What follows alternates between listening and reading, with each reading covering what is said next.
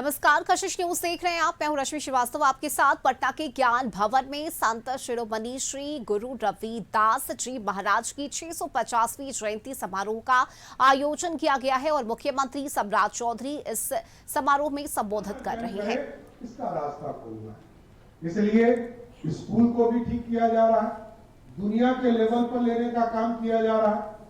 और दुनिया के लेवल पर इसलिए मैंने कहा कि अब तो स्कूल में आपने देखा एक बार में 551 सरस्वती विद्या निकेतन भी हमने खोलने का काम किया। और उसका कारण है कि वहां पर लाइव क्लासेस की शुरुआत करना है साथियों। और बच्चों को, जो गरीब बच्चा है वही सरकारी स्कूल जा रहा है। हम लोगों ने ये पैरामीटर तय करने के लिए कहा है कि अगले 2 वर्ष में यह तय कीजिए कि अगले 2 वर्ष में मंत्री और विधायक से लेकर जो जिला के पदाधिकारी होते हैं सबका बेटा उस स्कूल में एडमिशन लेने लगेगा, तब मैं मानूंगा कि वो शिक्षा का केंद्र बदल गया। क्योंकि वहां नीट की भी पढ़ाई हम कराएंगे, जेईई की भी पढ़ाई कराएंगे और लाइव टीचर की व्यवस्था करेंगे। रात के 11 बजे यदि कोई बच्चा अपने घर में किसी मैथमेटिक्स में फंस जाए, अलजेब्रा में, तो उसकी व्यवस्था की चिंता कौन करेगा? गरीब का बच्चा यदि सक्षम होता तो वो अच्छे स्कूल में होता, कॉन्वेंट में होता, बोर्डिंग स्कूल में होता। इसलिए हम लोगों ने तय किया है विद्यालय परीक्षा समिति ऐसा व्यवस्था करेगा और इसको तय भी किया कि 15 अगस्त तक इसको लागू कीजिए। 15 अगस्त से लागू होगा और बिहार के गरीब बच्चे रात के 11 बजे टीचर खोजेंगे तो उनके मोबाइल और उनके लैपटॉप पर टीचर उपलब्ध कराने का काम हमारी सरकार करेगा।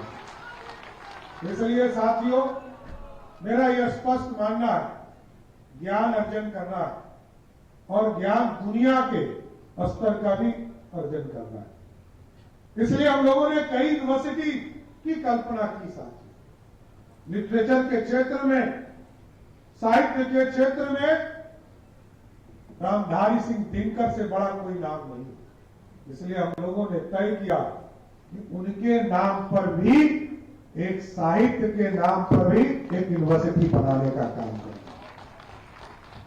और आप सोचिए कि जिस तरह डॉक्टर श्यामा प्रसाद मुखर्जी ने इस भारत को अखंड, पंडित चाणक्य की बात तो सब जानते, लेकिन इस भारत को जब 567 रियासत को एक किया गया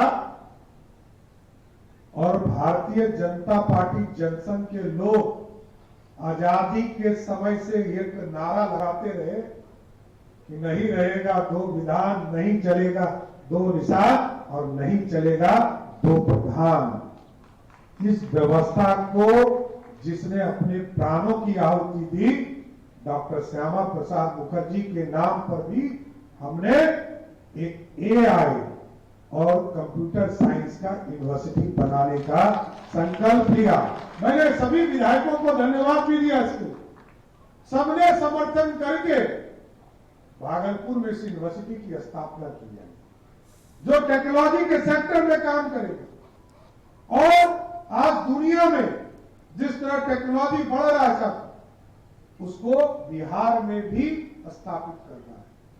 और उसी के तर्ज पर हमारे स्वतंत्रता सेनानी शहीद जुब्बा साहनी, हम लोगों ने आर्किटेक्चर के क्षेत्र में, सिविल इंजीनियरिंग के क्षेत्र में एक यूनिवर्सिटी बनाने की कल्पना की, उसको भी मुजफ्फरपुर की धरती पर स्थापित करने का काम शुरू किया।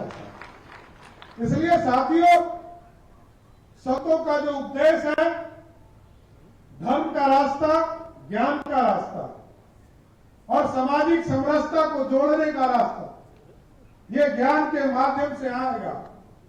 और पूर्ण रूप से मैं स्पष्ट करता हूं, यहां जितना हम मदरसा पे ध्यान देते हैं, उससे कम ध्यान हम किसी भी कीमत पर संस्कृत पर नहीं देंगे। इतना जरूर स्पष्ट करना। इसलिए पूरी व्यवस्था हम आबादी के हिसाब से चीजों को करते।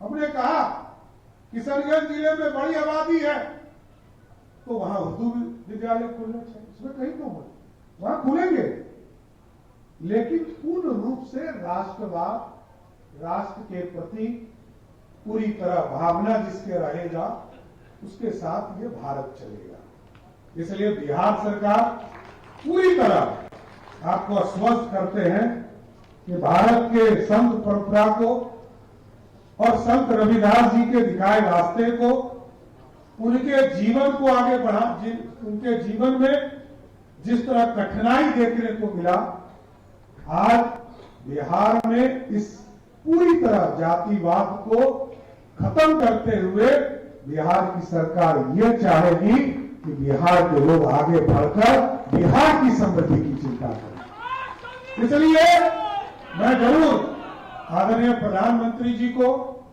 क्योंकि वो विकसित भारत का सपना देखते हैं कि 2047 में भारत इस देश नहीं दुनिया का सर्वशक्तिमान देश बने। नीतीश कुमार जी के साथ हम लोग काम करते रहे।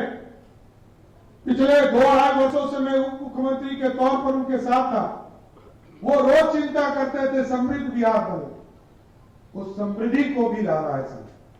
आज देखते होंगे आप, अब तो मैं साधु संतों से आग्रह भी करूंगा कि आप देखिए, अब तो सड़क का भी नाम, पहले सड़क बनता था तो मैरिन ड्राइव के नाम होते थे, बाद में नीतीश जी ने उसको जेपी गंगा पथ किया, लेकिन अब जो सड़कों का नाम है वो पटना से जो बक्सर जाएगा, जो पूरी तरह गंगा के किनारे होगा, उसका नाम विश्वामित्र पथ रखने का काम किया। और जो गंगा के उस पार है साथियों, उसको गंगा अंबिका पथ रखने का काम किया। और तीसरा सड़क जो गोपालगंज जाएगा तो उसको भगवान नारायणी पथ के नाम पर रखा गया। यह जो इतिहास है जिसने समाज को जोड़ने का काम किया, यह सामाजिक संरचना पूरी तरह, ये भारत के लोग तो सहने वाले हैं। कभी अंग्रेज आया, उसने लूट लिया,